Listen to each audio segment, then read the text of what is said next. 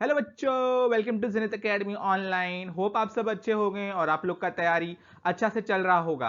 आज हम लोग एसएससी बोर्ड एग्जाम्स के बारे में डिस्कस करते हैं। तो चलिए आज का वीडियो शुरू करते हैं बिना समय बर्बाद किए। बच्चों, अब सिर्फ 10 दिन बचे हैं बोर्ड एग्जाम्स को आने के लिए। बट उसके पहले आप सब लोग बहुत नर्वस होंगे। मैं भी समझ सकता हूँ। बट नर्वस होने का टाइम नहीं है, हमें मेहनत करने का टाइम है, ताकि हम लोग एग्जाम्स को ईजिली क्रैक कर सकते। ठीक है, किसी ने बहुत ही अच्छा लिखा है, do not gate nervous, believe in your self and put your best foot forward. तो हमें नर्वस होना नहीं है, ये टाइम नर्वस होने का नहीं है, ये टाइम हमें पढ़ने का है, हमारे ऊपर खुद को बिलीव करने का है कि हम आने वाला एग्जाम्स एसएससी बोर्ड्स क्रैक करेंगे और अच्छे नंबर से क्रैक करेंगे। ठीक है, मुझे लगता है कि हमारे बच्चे जो भी हैं देखेंगे इस वीडियो को और उनको खुद के अंदर होप नज़र आएगा कि हम कर सकते हैं। और उसके लिए कुछ प्लानिंग्स लगती है, कुछ स्ट्रैटेजीज लगती है एग्जाम्स को क्रैक करने के लिए। तो इस वीडियो में हम लोग वही डिस्कस करने वाले हैं, स्ट्रैटेजीज और प्लान्स के बारे में। ठीक है, एसएससी बोर्ड्स के एग्जाम्स 2 मार्च से शुरू होने वाले हैं और पूरा मार्च एग्जाम्स होने वाला है। तो कुछ हमें चीज़ पे फोकस करना है ताकि ये एग्ज़ाम्स है, एसएससी बोर्ड्स है या आने वाले एग्ज़ाम्स होंगे, उन्हें हम इजीली क्रैक कर सकते हैं। ठीक है, तो थिंग्स टू फोकस ऑन। तो फर्स्ट है, wake up early in the morning and do revision so you can remember for the longer time. तो हमें सुबह हमेशा, ये 10 दिन है जो बचा, उसे हमें यूटिलाइज करना है, हमें जल्दी उठना है, early in the morning 5 o'clock या 6 o'clock उठना है। ठीक है, हमें जो भी चीज़ मगअप करना है, फार्मूलेज हो गए या फिर थियरम्स हो गए या फिर साइंस के कुछ फार्मूलेज हो गए, थियरम्स हो गए, तो उन्हें हमें याद करना है, मगअप करना है। तो वो मॉर्निंग का टाइम बेस्ट रहेगा। अगर आप ये फॉलो करते, थोड़ा एफर्ट लेते हैं 10 दिन और डालते हैं और फोकस करते हैं, तो ऑफकोर्स डेफिनेटली आप ये कर सकते हैं। और ये जो भी आप फॉर्मूलेज या जो भी याद करने का है, हिस्ट्री के डेट्स हो गए हैं या फिर जोग्राफीज के रीजन्स हो गए, तो आप इन्हें याद करने के लिए मॉर्निंग का टाइम बहुत ही बेस्ट होता है।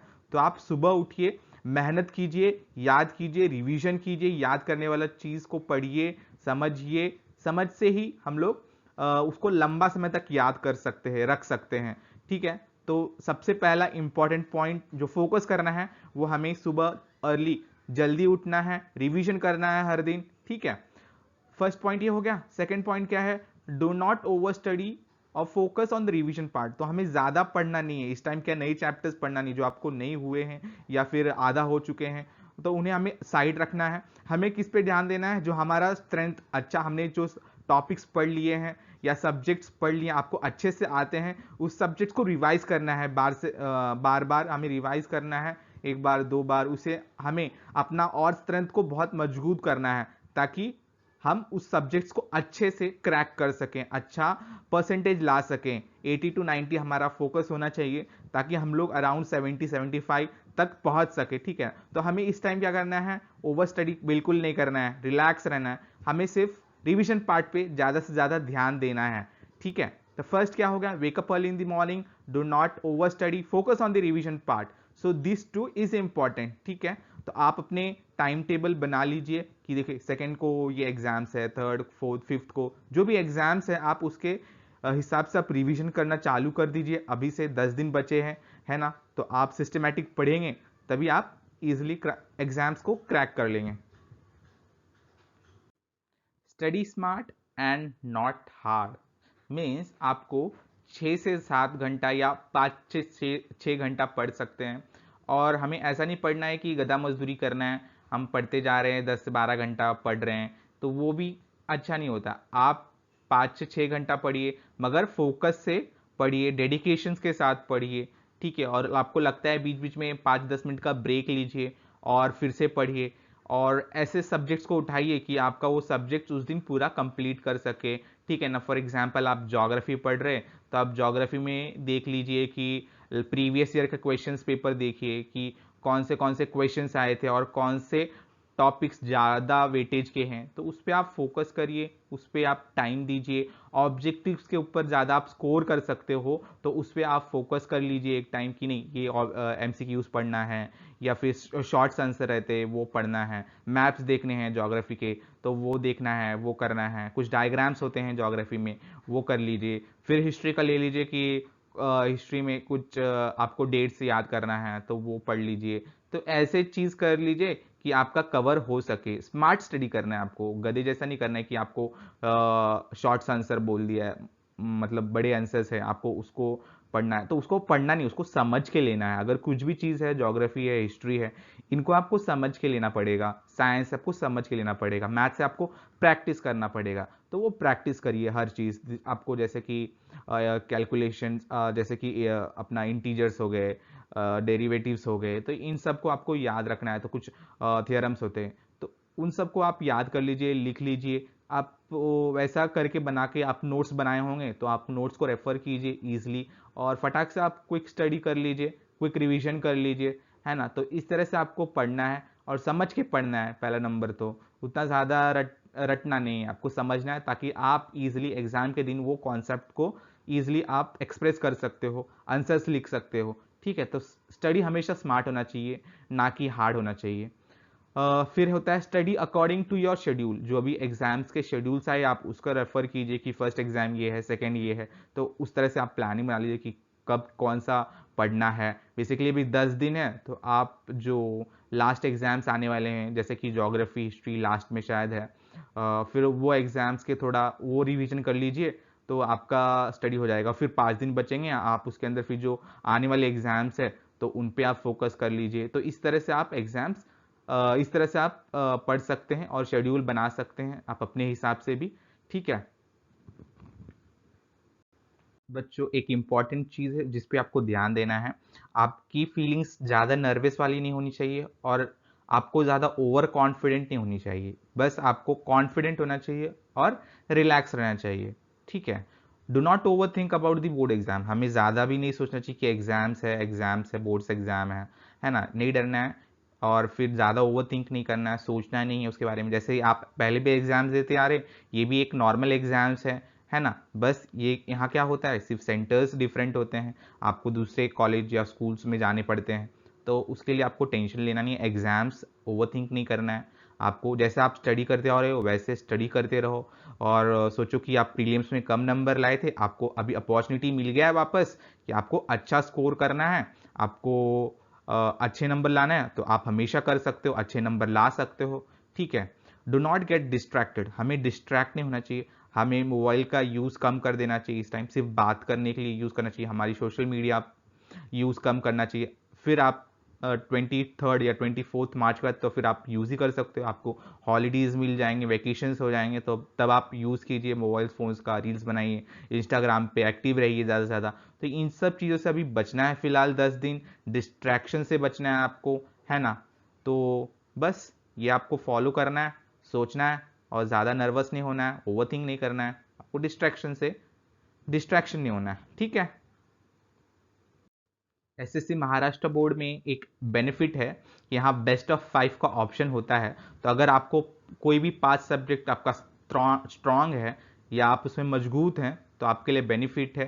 ठीक है, आपको प्रैक्टिस करना है अलजेब्रा, ज्योमेट्री, साइंस, ये आप आफ्टरनून में प्रैक्टिस कर सकते हैं ज़्यादा से ज़्यादा, है ना। आप आफ्टरनून में ये प्रैक्टिस कीजिए। इनके फॉर्मूलाज जो है, थियरम्स है, ये मॉर्निंग के टाइम आप रिवाइज कीजिए ताकि आप इन फार्मूलाज को या थ्योरम्स को याद रख सकते हैं लंबे समय के लिए। ठीक है, तो एग्जाम्स के टाइम जाएंगे तो आपने सुबह पढ़ा है तो आपको उस टाइम याद रहेगा हर फार्मूलाज का, हर फार्मूला, हर थ्योरम्स के बारे में। ठीक है, आप हिस्ट्री, ज्योग्राफी, ये आप मॉर्निंग उठिए, उनके जो भी दिए गए जैसे हिस्टोरिकल प्लेस हिस्ट्री में, फिर डेट्स, तो वो याद रखने के लिए आप सुबह याद कीजिए, रिवाइज करिए उस चीज़ को।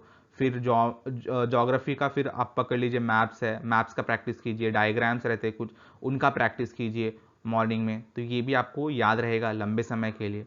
ठीक है, तो ये सब चीज़ आपको याद रखना है। आपको एक नोट्स बनाना है फॉर्मूलेज के बारे में, मैथ्स के, ज्योमेट्रीज के, साइंस में भी कुछ फॉर्मूलेज होते हैं, तो उन सबको आप बना लीजिए। और बायोलॉजी पढ़ना है तो आप बायोलॉजी का आप एक नोट्स बनाइए कि ये सब्जेक्ट्स इंपॉर्टेंट है, ये आने वाले हैं, ये लास्ट एग्जाम्स में भी आए थे तो इस एग्जाम्स में भी प्रॉब्ली आ सकते हैं, तो वो चीज़ को प्रैक्टिस कर लीजिए। ठीक है, हर चीज़ का आप नोट बना लीजिए, शेड्यूल बना लीजिए, ताकि आप इजीली वो काम को सिस्टमैटिक वे से कर सकते हैं।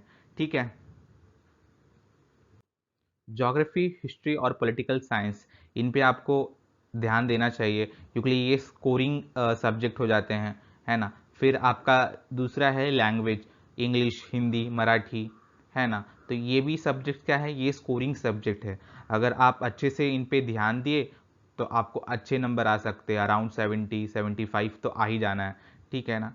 और फिर इंग्लिश, हिंदी, मराठी, इन सब में पैसेजेस आते हैं, तो उनको ध्यान से पढ़ना है, उनको अच्छे से आंसर करना है, ठीक है। उसके बाद लेटर राइटिंग आ गए, ऐसे राइटिंग आ गए, एडवर्टाइजमेंट्स आ गए, तो इन सब पार्ट्स को आपको ध्यान देना है, प्रैक्टिस करना है, लास्ट क्वेश्चन पेपर्स को देखना है, उनमें किस तरह से compositions, for example specimen paper भी आते हैं, तो वो पेपर को देखना है, किस तरह से लेटर लिखा गया था, किस तरह से एडवर्टाइजमेंट किया गया था, किस तरह से ऐसे राइटिंग करते हैं, तो उन सबको आप ध्यान दीजिए। तो आप ऑफकोर्स लैंग्वेजेस में तो आप अच्छे से अच्छे स्कोर कर ही सकते हैं, ठीक है। और you can make your own subject wise strategy, तो आप खुद से अपना स्ट्रेटेजी बना सकते हैं। जैसे कि ज्योग्राफी है तो उसमें क्या ऑब्जेक्टिव्स हमें पढ़ना चाहिए, कौन से टॉपिक्स इंपॉर्टेंट हैं, कौन से टॉपिक्स आने वाले हैं, लास्ट ईयर में कौन से टॉपिक्स पे ज़्यादा क्वेश्चंस पूछे गए थे। उसी तरह से हिस्ट्री पे भी आप ध्यान दीजिए, उनके डेट्स, हिस्टोरिकल प्लेस, ठीक है ना, इंपॉर्टेंट इवेंट्स, तो इन सब पे ध्यान दीजिए, उनके ऑब्जेक्टिव्स पे ज़्यादा से ज़्यादा ध्यान दीजिए। फिर उनके आंसर्स जो रहते हैं, लॉन्ग आंसर्स, तो आप हमेशा लॉन्ग आंसर्स लिखिए, समझिए, ठीक है ना, समझिए। पहला नंबर तो हिस्ट्री को समझा जाता है, तो समझिए उस चीज़ को और फिर लिखिए, तो मज़ा ही आएगा आपको। पॉलिटिकल साइंस आपको समझना है क्या था, है ना, कॉन्स्टिट्यूशंस क्या है, फिर ऐसे बहुत सारे हैं पॉलिटिकल साइंस में, तो आप उनको समझिए और फिर उसके बाद लिखिए, तो आपको मज़ा आएगा पेपर लिखने में, ठीक है ना। अगर आप सिस्टमेटिक से पढ़ते हैं, आप ध्यान देते हैं हर एक पॉइंट को और अपना शेड्यूल फॉलो करते हैं, स्ट्रेटजीज बनाते हैं, तो ऑफकोर्स डेफिनेटली आप अच्छा स्कोर करने वाले हो। सॉल्व द लास्ट पेपर और प्रीवियस ईयर क्वेश्चन पेपर, तो आपको लास्ट ईयर के क्वेश्चन पेपर सॉल्व करने चाहिए, देखने चाहिए, है ना। सॉल्व सॉल्व पेपर भी आते हैं, तो बहुत सारे बुक्स भी मिलते हैं, तो आप बुक्स ले सकते हैं, या फिर आपको ऑनलाइन मिल जाएंगे, पीडीएफ्स मिल जाएंगे। आपको पैसा नहीं खर्च करना है तो आप ऑनलाइन पीडीएफ डाउनलोड कर लीजिए लैपटॉप पे या फ़ोन पे, उसको एक्सेस कीजिए ईजिली, ठीक है। तो इस तरह से आप जो भी चीज़ मैं बोल रहा हूँ इम्प्लीमेंट करेंगे, तो ऑफकोर्स आपको अच्छा स्कोर करना ही है, आप अच्छा स्कोर करोगे ही, ठीक है। तो लास्ट में do exercise, eat healthy foods, ठीक है बच्चे लोग। तो आपको एक्सरसाइज करना चाहिए, मेडिटेशंस करना चाहिए बच्चे, आपको अच्छे खाने खाने चाहिए। अभी आपको बीमार नहीं होना है, उसके लिए आपको अच्छे खाने खाना चाहिए, फ्रूट्स लेना चाहिए, आपको दूध पीना चाहिए, और आपको अच्छे खाने खाने चाहिए, बल्कि बाहर पिज़्ज़ाज, बर्गर, ये सब अभी अवॉइड करना है, क्योंकि लिए अभी आपको हेल्दी रहना है, एग्जाम्स लिखना है, आपको फिट रहना है, तो ये सब करना भी ज़रूरी है। Spend some times with your friends and family, तो आपको कुछ टाइम, आप हमेशा पढ़ते हो, 5-6 घंटा पढ़ोगे, उसके बाद फिर आपको क्वालिटी टाइम स्पेंड करने की ज़रूरत है, आपके दोस्तों के साथ बात करने की ज़रूरत है, आपके फैमिली के साथ बात करने की ज़रूरत है, पढ़ाई छोड़ करके, है ना। तो ये सब टाइम क्या करेगा, आपको बूस्ट करेगा, एनर्जी बूस्ट करेगा, आपका पॉजिटिविटी बना रहेगा एग्जाम्स को लेकर के, है ना। तो ये सब चीज़ करना भी बहुत ज़रूरी है। Do group study with improve the confident level, तो हमें ग्रुप स्टडी करना है, ताकि हमारी क्या होती है, कॉन्फिडेंस लेवल बूस्ट करती है। आप जाते हैं, कोई फ्रेंड्स, आपको 3-4 फ्रेंड्स, आप मिलकर पढ़ाई कर रहे हैं, तो वहाँ कितना अच्छा लगता है। आप उसको पूछेंगे क्वेश्चंस, उसको डाउट आप पूछेंगे, आप उसको आंसर देंगे, ये आपका स्ट्रेंथ है, वो उसका स्ट्रेंथ है उस सब्जेक्ट में, तो आप एक दूसरे से मिल करके पढ़ेंगे, तो आपका कॉन्फिडेंट लेवल आपका मजबूत होगा, आप एग्ज़ाम्स में अच्छे से वो लिख सकते हैं और वो याद रख सकते हैं ईजिली। तो ग्रुप स्टडी एक अच्छा, मतलब बोल सकता हूँ एक अच्छा इनिशिएटिव है और अच्छा कॉन्फिडेंस बूस्ट करता है। तो आप हमेशा, अगर 10 दिन है टाइम आपको, तो आप ऐसे फ्रेंड्स के कोई जगह पे जाइए, या फिर वो उसके घर पे, या फिर आप अपने घर पे बुलाइए, या फिर कहीं और जगह देखिए कि आप 3-4 जन मिल करके पढ़ सकें, है ना, और साथ में क्वालिटी टाइम भी बिता सकते हैं। और आपको चेयरफुल रहने की ज़रूरत है, अभी स्ट्रेस लेना ही नहीं है आपको, है ना, क्योंकि आपने पढ़ाई किया है, रिवीजन किया है, तो आपको स्ट्रेस लेना नहीं है। आपको स्ट्रेस नहीं लेंगे तो ऑफकोर्स आप हमेशा अच्छा कर पाएंगे, ठीक है। स्ट्रेस ले लेंगे तो आपको जो आता है वो भी भूल जाएंगे, तो आपको स्ट्रेस बिल्कुल नहीं लेना है। मैं बोल दूँ तो आपको 8 घंटा का अच्छा स्लीप लेना है, अच्छा सोना है आपको 8 घंटा टाइटली और मस्त सोना है, ठीक है, क्योंकि आपने वो काम किया है, आपने पढ़ा है, ठीक है। तो आपको टेंशन लेना बिल्कुल नहीं है, आपको अच्छे से सोना है, अच्छा खाना खाना है, इस टाइम क्वालिटी टाइम स्पेंड करना है, चेयरफुल रहना है ना। तो आपका ये जो एग्ज़ाम्स आप ऑफकोर्स और सब बच्चे डेफिनेटली ये चीज़ इम्प्लीमेंट करेंगे तो डेफिनेटली अच्छा स्कोर करेंगे आने वाले एग्जाम्स में, और आने वाले समय में भी आपका अच्छा होने वाला है, ठीक है। ऑल द बेस्ट बच्चों, तब तक के लिए do well, see you in the next video. अगर आपको पसंद आया हो तो आप लाइक कर दीजिए, शेयर कीजिए, सब्सक्राइब कीजिए और देखते रहिए जेनिथ एकेडमी ऑनलाइन।